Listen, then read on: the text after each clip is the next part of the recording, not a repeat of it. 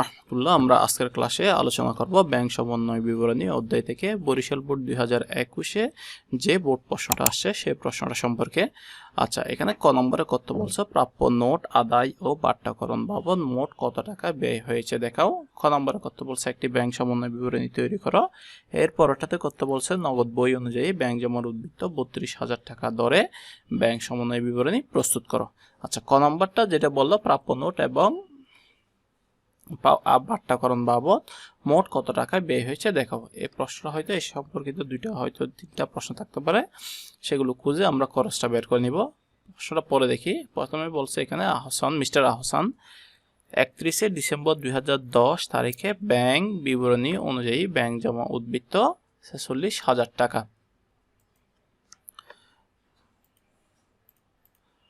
আমরা একটু আন্ডারলাইন করে রাখলাম ব্যাংক বিবরণ যে ব্যাংক জমার উদ্বৃত্তটা, এটা কাজে লাগবে আমাদের। এরপরে বলছে পরবর্তীতে নিম্নোক্ত বিষয়গুলো ধরা পড়ে। আমরা এখন খুঁজবো কি সম্পর্কিত? প্রাপ্য নোট সম্পর্কিত লেনদেনগুলো। কি জন্য? ক নম্বর প্রশ্নে আমাদের প্রাপ্য নোট আদায় এবং বাট্টাকরণ বাবদ খরচটা বের করতে বললো। তাহলে এক নম্বরে বলতেছে 4,000 টাকার একটি প্রাপ্য নোট 3,500 টাকায় ব্যাংকে বাট্টা করা হয়েছে। ব্যাংকে বাট্টা করছে কত? 4,000 টাকার প্রাপ্য নোট ছিল, সেটা করতেছে 3,500 টাকায়। অর্থাৎ এখানে বাট্টা সংক্রান্ত খরচ কত টাকা? 500 টাকা। দাম ছিল 4,000 টাকা, ব্যাংক দিচ্ছে কত? 3,500 টাকা। তাহলে 500 টাকা খরচ একটা পেয়ে গেলাম। এরপরটা দেখি আহসান নিজ প্রয়োজনে ব্যাংক হতে 2800 টাকা উত্তোলন। এখানে নাই প্রাপ্য নোট সম্পর্কিত কথা। চেক ইস্যু করা হয়েছে কিন্তু বাগানো হয়নি, এখানেও নাই। ব্যাংক কর্তৃক 6,300 টাকার একটি নোটের বিপরীতে আরেকটা পাইলাম। নোট মানে হচ্ছে প্রাপ্য নোটটাই বোঝাচ্ছে, বিপরীতে 6,000 টাকা আদায় হয়েছে। তাহলে প্রাপ্য নোটটা ছিল কত টাকা? 6,300 টাকা, কিন্তু ব্যাংক আদায় করতে পারছে কত? 6,000 টাকা। তাহলে আদায় বাবদ ব্যয় হয়েছে কত টাকা? 300 টাকা। 6,300 থেকে 6,000 বাদ দিলেই 300 টাকা আমরা পেয়ে যাব। এরপরটা করতে বলছে ব্যাংক কর্তৃক মঞ্জুরিকৃত সুদ 2,000 টাকা, ধার্যকৃত চার্জ 1,500 টাকা। এখানে কোনো প্রাপ্য নোট সম্পর্কিত কথা নাই। এরপরটা করতে বললো ব্যাংক একজন পাওনাদারকে 7,000 টাকা পরিশোধ করেছে, যা নগদানভুক্ত হয়নি, এখানেও নাই। তাহলে আমাদের প্রাপ্য নোট সম্পর্কিত আমরা দুইটা লেনদেন পেয়েছি, 1 তারিখ এবং 4 তারিখ। এই দুইটা লেনদেন, একটা হচ্ছে 500 টাকা, একটা হচ্ছে 300 টাকা। দেখো আনসারে কিভাবে করছে। এখানে দিছে প্রাপ্য নোট আদায় ও বাট্টা বাবদ ব্যয়ের পরিমাণ। প্রাপ্য নোট বাট্টাকরণ বাবদ 4,000 ছিল, তার থেকে 3,500 ব্যয় করে 500 টাকা পেয়ে গেলাম। এরপরটা হচ্ছে প্রাপ্য নোট আদায় বাবদ ব্যয় 6,300 বিয়োগ 6,000 টাকা। এখানে আসছে কত? 300 টাকা। এই দুইটা যোগ করলে 800 টাকা আমাদের ক নম্বর আনসারটা হয়ে গেল। এরপরের প্রশ্নটা কি বলছে দেখি। আমাদের বলছে একটি ব্যাংক সমন্বয় বিবরণী তৈরি করো। আচ্ছা, ব্যাংক সমন্বয় বিবরণী আর একটা বিষয় মাথায় রাখবো, অনেকগুলোতে দেখা যায় অনেক প্রশ্নে 1 তারিখ 2 তারিখ বা এই নাম্বারগুলো দিয়ে ব্যাংক সমন্বয় বিবরণী তৈরি করো, কিন্তু এখানে শুধু বলছে ব্যাংক সমন্বয় বিবরণী। এই কথাটা বুঝতে হবে, তোমাদের সবগুলো লেনদেন দিয়ে ব্যাংক সমন্বয় বিবরণী তৈরি করতে হবে।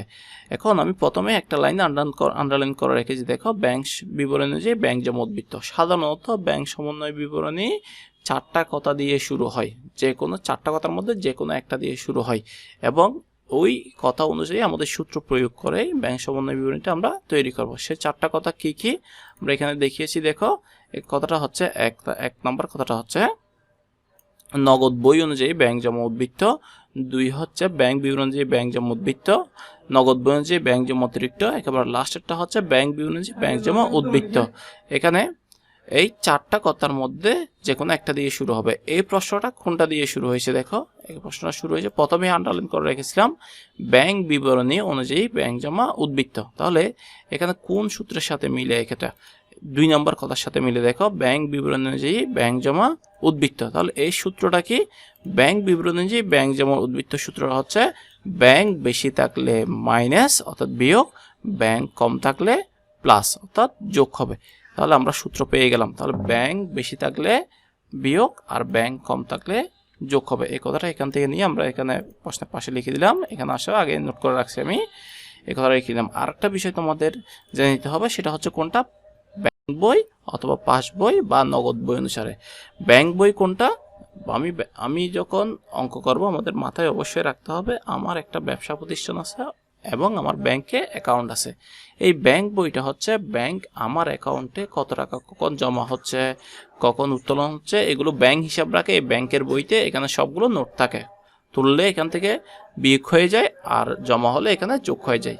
আর নগদ বইটা হচ্ছে আমি রাখি কখন আমার ব্যাংকে কে কত টাকা জমা দিছে তুলছে, সেটা আমি এখানে হিসাব রাখি আমার নগদ বইতে। এখন অনেক সময় দেখা যায় কোনো লেনদেন কেউ ব্যাংকে জমা দিছে আমি নগদ বইতে লিখিনি, অথবা কেউ আমাকে দিছে ব্যাংকে তুলে নেয়। এই ধরনের গরমিলের জন্য আমাদের এই ব্যাংক সমন্বয় বিবরণীটা তৈরি করা হয়। এখন আমরা মাথায় রাখবো সবসময় এখন ব্যাংক কমছে নাকি বাড়ছে, ব্যাংক বইটা কমছে নাকি বাড়ছে, এই কথাটা মাথায় রাখবো শুধু। দেখো প্রথম লাইন দেখি আমরা, এখানে 1 নম্বরে বলছে 4000 টাকায় একটি প্রাপ্য নোট 3500 টাকায় ব্যাংকে পাট্টা করা হয়েছে, মেয়াদ শেষে নোটটি প্রত্যাখ্যিত হয়েছে। এখন এইটা দ্বারা ব্যাংক বাড়ছে নাকি কমছে এখন বুঝবো কেমনে? আমার একটা প্রাপ্য নোট ছিল কত টাকার, 4000 টাকার, সেটা আমার বইতে আমি লিখে দিয়েছিলাম 4000 টাকা যখন পাইছিলাম তখন, মনে করো। তাহলে প্রথমে এটা একটু লিখে নিই, 46,000 টাকা যেটা ছিল আমাদের সবার প্রথমে, এটা দুইটাতেই একই হবে 46,000 টাকা। এখন আসো, আমার বইতে আমি কত টাকা লিখে দিয়েছিলাম, 4000 টাকা যখন প্রাপ্য নোটটা পেয়েছিলাম আমি আমার বইতে আমি 4000 টাকা লিখে রেখেছিলাম। এখন ব্যাংক কি করছে, প্রাপ্য নোটটি 3500 টাকায় ভাঙিয়েছিল, তাহলে ব্যাংক ভাঙিয়ে মনে করো ভাঙিয়ে রাখছে 3500 টাকা, ব্যাংকেও লিখে রাখছে 3500, এভাবে লিখে রাখছে, এভাবে ধরো। এখন কি করছে, মেয়াদ শেষে প্রাপ্য নোটটি প্রত্যাখ্যিত হয়েছে। এখন ব্যাংক কি করছে, ওই প্রাপ্য নোট যেটা নিয়ে রাখছিল সেটা কি করতো, ওই ব্যক্তি থেকে টাকাটা নিয়ে আসতো, কিন্তু মেয়াদ শেষে কি করছে, এটা প্রত্যাখ্যিত হয়ে গেছে। তাহলে প্রত্যাখ্যিত হওয়াতে ব্যাংক তো টাকাটা আর কি করতে পারে নাই, কালেকশন করতে পারে না, অর্থাৎ নিতে পারে না। সেজন্য ব্যাংক কি করবে, 3500 টাকা সে কমিয়ে ফেললো, অর্থাৎ কম আছে। কিন্তু এটা কোথায় লিখে নাই, নগদ বইতে লিখে নাই, নগদ বইতে আগেই লিখেছিল, তাহলে আগে নগদ বইতে বেশি ছিল, ব্যাংক এখন লিখতে পারে নাই, অর্থাৎ প্রত্যাখ্যিত হয়েছে বিদায়, অর্থাৎ ব্যাংক কম আছে কত টাকা, 3500 টাকা। তাহলে ব্যাংক কম থাকলে কি হয়, প্লাস। তাহলে এখানে আমরা লিখে দিতে পারি প্লাস। আশা করি বুঝতে পেরেছেন। তাহলে প্রাপ্য বিল যখন প্রত্যাখ্যিত হয় তখন ব্যাংকের মাধ্যমে হলে ব্যাংক কমে যায়, তাহলে ব্যাংক কম থাকলে কি হবে, প্লাস হবে। কি অনুসারে, প্রথম কথা এই অনুসারে। আমাদের 4টা কথা আমি বারবার বলে আসছি, এই 4টা কথা দিয়ে একটা কথা দিয়ে অবশ্যই শুরু হবে, যেটা দিয়ে শুরু হবে সেটা সূত্র প্রয়োগ করব। আমাদের শুরু হয়েছে এটা দিয়ে, এটা সূত্র হচ্ছে ব্যাংক বেশি থাকলে বিয়োগ, ব্যাংক কম থাকলে যোগ। আর যদি নগদ বই অনুযায়ী শুরু হতো তখন এটা হতো ব্যাংক বেশি থাকলে যোগ আর ব্যাংক কম থাকলে বিয়োগ, এটা হতো। এরপরে লেনদেনটা দেখি আমরা এখন, 1 নাম্বারটাতে গেল। এরপরটা আহসান নিজ প্রয়োজনে ব্যাংক হতে 2800 টাকা উত্তোলন করেছে, যা নগদ বইতে লিখিনি। এখন আমরা শুধু চিন্তা করবো ব্যাংক কমছে নাকি বাড়ছে। ব্যাংক হতে 2800 টাকা উত্তোলন, তাহলে উত্তোলন করলে ব্যাংক অবশ্যই কমে যাবে। তাহলে ব্যাংক কমলে কি, তাহলে দেখো ব্যাংক কমলে কি, প্লাস। তাহলে এর পাশে আমরা কি দিতে পারি, প্লাস চিহ্ন দিয়ে দিতে পারি। এরপরটা আমরা দেখি, চেক ইস্যু করা হয়েছে কিন্তু ভাঙানো হয়নি। এখন চেক ইস্যু কি, আমি ব্যবসায়ী, মনে করো তোমরা যারা ভিডিওটা দেখছো তোমরা একজন ব্যবসায়ী, তো তোমার কাছে কোনো একজন ব্যক্তি 11,000 টাকা পাই, তুমি কি করছো, সে যখন আসছে বলছে ভাই আমার কাছে এখন ক্যাশ টাকা তাই আমার চেক বই আছে, আমি চেকটা 11,000 টাকা লিখে দিলাম, আপনি ব্যাংক থেকে নিয়ে নিয়েন। তখন আমি তাকে যখন চেক দিয়েছিলাম তখন আমার বই থেকে আমি কত টাকা কমাইছিলাম, 11,000 টাকা কমিয়েছিলাম, কিন্তু বলতেছে এটা ভাঙানো হয়নি। মানে কি, সে ব্যক্তি চেক নিয়ে আমার ব্যাংকে যায়নি, অর্থাৎ ব্যাংক থেকে কোনো টাকা নিয়ে যায় নাই, ব্যাংক ভাঙানো হয় নাই। মানে তাহলে ব্যাংক থেকে যখন সে টাকা নিয়ে যায় নাই তখন ব্যাংকে তো টাকা বেশি আছে, কারণ আমার বই থেকে আমি 11,000 টাকা কমাইছি, ব্যাংকে যায় নাই বিদায় ব্যাংকে এখনো কি করা নাই, কমাই নাই। তাহলে ব্যাংকে যাইছিল তাই মানে ব্যাংক 11,000 টাকা কমার কথা, কমে নাই, অর্থাৎ বেশি আছে। ব্যাংক বেশি থাকলে কি হয়, বিয়োগ। তাহলে আমরা এখানে একটা পাশে দিব বিয়োগ চিহ্ন। এরপরটা দেখি কি বলছে, ব্যাংক কর্তৃক 6,300 টাকায় একটি নোটের বিপরীতে 6,000 টাকা আদায় হয়েছে, কিন্তু সম্পূর্ণ অর্থ নগদানভুক্ত হয়েছে। এটা দ্বারা কি বোঝাচ্ছে, একটা প্রাপ্য নোট ছিল 6,300 টাকার, সেটা কি করছে ব্যাংক কর্তৃক, কিন্তু ব্যাংকের মাধ্যমে হচ্ছে এগুলো।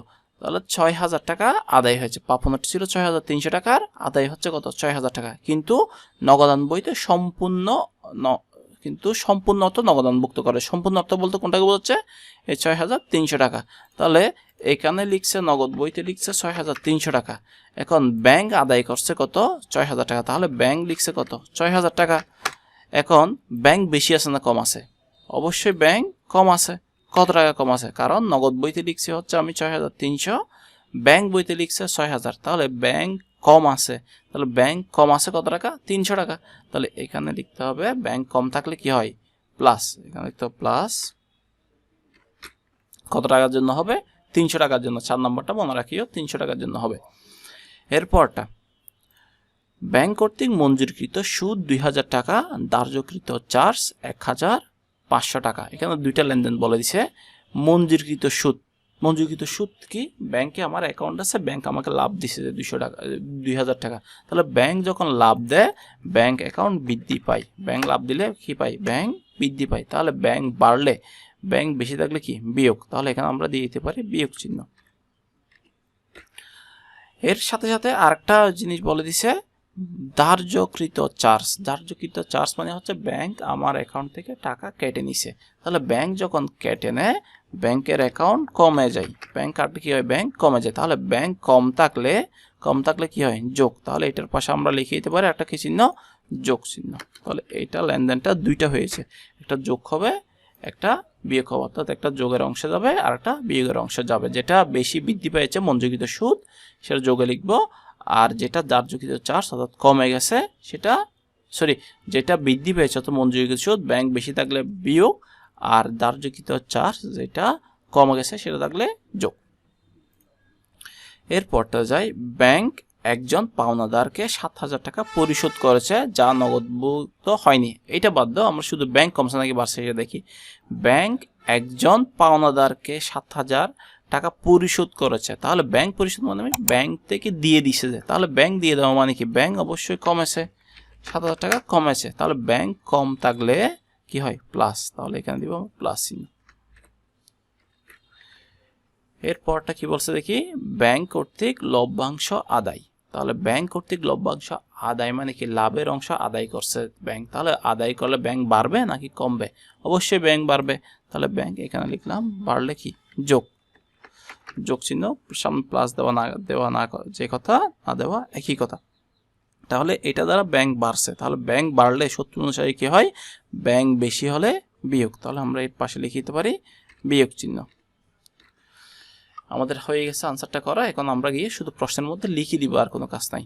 প্রথমে প্রশ্নের উপরে লিখতে হয় ব্যাংক বিবরণী অনুযায়ী ব্যাংক জমা উদ্বৃত্ত, অর্থাৎ এই কথাটা 4টা কথার মধ্যে যেটা দিয়ে শুরু হবে সেই অ্যামাউন্টটা লিখতে হবে। এরপরে প্লাসের অংশগুলো লিখতে হবে। তাহলে এখানে প্লাস কয়টা আছে? 1টা 2টা 3টা 4টা, 4টার মধ্যে এই লাস্টের অংশটা আসবে। 4টার মধ্যে কোন অংশটা আসবে আমাদের? এই ব্যাংক বেশি থাকলে কোনটা দ্বারা বেশি হয়েছিল? ব্যাংক বেশি থাকলে মাইনাস, আর কম থাকলে প্লাস। তাহলে এই অংশটা আসবে ধার্যকৃত চার্জটা। এরপরটা হচ্ছে 6 নাম্বারটা, দেখো আমাদের দিছে কিনা এই প্রশ্নগুলো একইভাবে লিখছি কিনা দেখি। কলামটা হচ্ছে বিবরণ, বিস্তারিত টাকা, টাকার পরিমাণ। উপরে মিস্টার হাসান ব্যাংক সমন্বয় বিবরণী 2020 সালে 31 ডিসেম্বরের জন্য। দেখো ব্যাংক বিবরণী যে ব্যাংক জমা উদ্বৃত্ত পরে একেবারে লাস্টে কলামে। এরপরে প্রাপ্য নোট যেটা আমরা পেয়েছিলাম 3,500 টাকা সেটা লিখছে, ব্যক্তিগত প্রয়োজন যেটা উত্তোলন করছে সেটা, আর প্রাপ্যর মূল্য ওই 300 টাকা যেটা বলছিলাম। দেখো 6,300 থেকে 6,000 বিয়োগ করে কত টাকা আসছে? আর 300 টাকা। এরপরে ব্যাংক ধার্যকৃত চার্জ যেটা কমে গেছে 1,500 টাকা। এরপরে পাওনাদারকে যেটা 7,000 টাকা দিছে সেটা, এই সবগুলো এই 5টা যোগ করে আসছে 15,100 টাকা। এই উপরে যেটা 46,000 টাকা আছে সেটার সাথে 15,100 যোগ করলে আসছে 61,100 টাকা। এরপরে লিখতে হয় কি বিয়োগের অংশ। তাহলে বিয়োগের অংশ কি কি আছে দেখি। এখানে আমরা কয়টা বিয়োগ পাইছি, এখানে দেখি বিয়োগ চিহ্ন কয়টা দিছি। আমরা পাচ্ছি হচ্ছে 3 তারিখটা চেক ইস্যু করা হয়েছে, বাঙানো হয়নি, 11,000 টাকা একটা। এরপরটা হচ্ছে আমাদের মঞ্জুরকৃত সুদ যেটা দিছিল সেটা 2,000 টাকাটা। এরপরে একটা লাস্ট আছে লভ্যাংশ আদায়টা দিয়েছি। তাহলে পাচ্ছি 3টা। তাহলে 3টা দিয়েছে কিনা দেখো এখানে, হ্যাঁ দিয়েছে, দেখতেছি আমরা। চেক ইস্যু করা হয়েছে, বাঙানো হয়নি, 11,000 টাকা। মঞ্জুরির সুদ 2,000 টাকা। এরপর হচ্ছে ব্যাংক কর্তৃক লভ্যাংশ আদায়। এই 3টা যোগ করে এই লাস্টে কলামে নিয়ে এই 61,100 থেকে আমরা 18,200 বিয়োগ করে দিব। এটার দুই পাশে কিন্তু ব্র্যাকেট চিহ্ন দিতে হয়, এখানে দেয়া নাই। ব্র্যাকেট চিহ্ন দিবা অথবা দিবা বিয়োগ চিহ্ন দিবা, এই দুই পাশে কিন্তু ব্র্যাকেট দিতে হয় অথবা সামনে বিয়োগ চিহ্ন দিতে হবে একটা। তাহলে 61,000 টাকা থেকে বিয়োগ করে আমরা পাচ্ছি 900 টাকা, সেটাকে কি বলা হবে? নগদ বই অনুযায়ী ব্যাংক জমা উদ্বৃত্ত। দেখো এখানে ব্যাংক বিবরণী অনুযায়ী লিখে আছে, আর এখানে যেটা বের হবে সেটা হবে নগদ বই অনুযায়ী। ব্যাংক বিবরণী দিয়ে শুরু করলে এখানে লিখতে হবে নগদ বই অনুযায়ী। আশা করি বুঝতে পেরেছেন। এর পরেরটা প্রশ্ন কি বলছে দেখি। আমাদের এর পরটা বলতে বললো নগদ বই অনুযায়ী ব্যাংক জমা উদ্বৃত্ত 32,000 টাকা দরে ব্যাংক সমন্বয় বিবরণী প্রস্তুত করা। আবার বলছে ব্যাংক সমন্বয় বিবরণী প্রস্তুত করতে। এখন কি বই অনুসারে বলে দিছে দেখো, এখানে বলে দিছে নগদ বই অনুসারে, কিন্তু এখানে নগদ বই অনুসারে বলে দিছে। প্রথমে কি ছিল আমাদের ব্যাংক বিবরণী অনুযায়ী বলা ছিল, এখন এই কথাটা আর কাজে আসবে না। এখন কোনটা দিয়ে ধরবো আমরা? নগদ বই অনুযায়ী ব্যাংক জমা উদ্বৃত্ত। তাহলে নগদ বই অনুযায়ী সূত্র দেখি কোনটার সাথে মিলে আমাদের। তাহলে নগদ বই অনুযায়ী ব্যাংক জমা উদ্বৃত্ত, এই তো 1 নম্বর সূত্রটা। তাহলে 1 নম্বর সূত্রটা কি? নগদ বই ব্যাংক জমা উদ্বৃত্ত ব্যাংক বেশি থাকলে প্লাস, কম থাকলে মাইনাস। অর্থাৎ ব্যাংক বেশি থাকলে যোগ হবে, কম থাকলে বিয়োগ হবে। এই আগেরটা ছিল এইটা, ব্যাংক বেশি থাকলে বিয়োগ হতো আর কম থাকলে যোগ হতো। এটা ঠিক বিপরীত। তাহলে সূত্রটা যখন বিপরীত হয়ে গেছে, তাহলে আগে ছিল যে বেশি থাকলে বিয়োগ, এখন হচ্ছে বেশি থাকলে যোগ। আগে ছিল যে কম থাকলে যোগ, এখন হয়ে গেছে কম থাকলে বিয়োগ। তাহলে আমাদের যে প্রশ্নটা আমরা করছি সেটা শুধু উল্টে দিলে হয়ে যাবে। শুধু এখানে যেগুলো বিয়োগ চিহ্ন আসছে সেগুলো যোগ হয়ে যাবে, আর যেগুলো যোগ চিহ্ন হয়েছে সেগুলো বিয়োগ হয়ে যাবে। অর্থাৎ এই যোগ চিহ্নগুলো সবগুলো কি হয়ে যাবে? বিয়োগ হয়ে যাবে। বিয়োগ চিহ্নগুলো যোগ হয়ে যাবে। যোগ থাকলে বিয়োগ হয়ে যাবে, কারণ সূত্র চেঞ্জ হয়ে গেছে। এটা হচ্ছে বিয়োগ আর এটা হচ্ছে যোগ, এরপরটা বিয়োগ, এরপরটা যোগ। আমাদের আনসার হয়ে গেছে, আমি আর বুঝিয়ে দিচ্ছি না। দেখো আনসারটা দেখো, ঠিক এই উল্টোভাবে করছে কিনা দেখো। এখানে যোগের অংশে যা ছিল সেগুলো লিখছে কিন্তু বিয়োগের অংশে, দেখো এখানে এই বিয়োগের অংশে।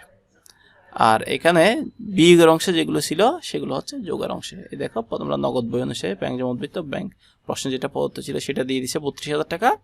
এখানে যেটা বের হয়েছে সেটা, অর্থাৎ এই 32,000 সাথে এই যোগের অংশগুলো যোগ করলাম, যোগ করে এখানে আসলো, তার থেকে বিয়োগ করে দিলাম এই বিয়োগের অংশগুলো। তাহলে এখানে যেটা আসছে সেটা হচ্ছে কি অনুসারে? ব্যাংক বিবরণী অনুযায়ী ব্যাংক জমা উদ্বৃত্ত শুরু করছিলাম, নগদ বই অনুযায়ী ব্যাংক জমা উদ্বৃত্ত। অর্থাৎ এখানে অনেক সময় ভুল করে থাকে, নগদ বই অনুযায়ী শুরু হলে বের হবে যে আনসারটা লিখবো ব্যাংক বিবরণী অনুযায়ী, আর ব্যাংক বিবরণী অনুযায়ী শুরু হলে তখন লিখতে হবে নগদ বই অনুযায়ী। আশা করি বুঝতে পেরেছেন। পরবর্তীতে আরেকটা ক্লাস তৈরি করবো, দেখার আমন্ত্রণ রইল। আসসালামু আলাইকুম ওয়া রাহমাতুল্লাহ।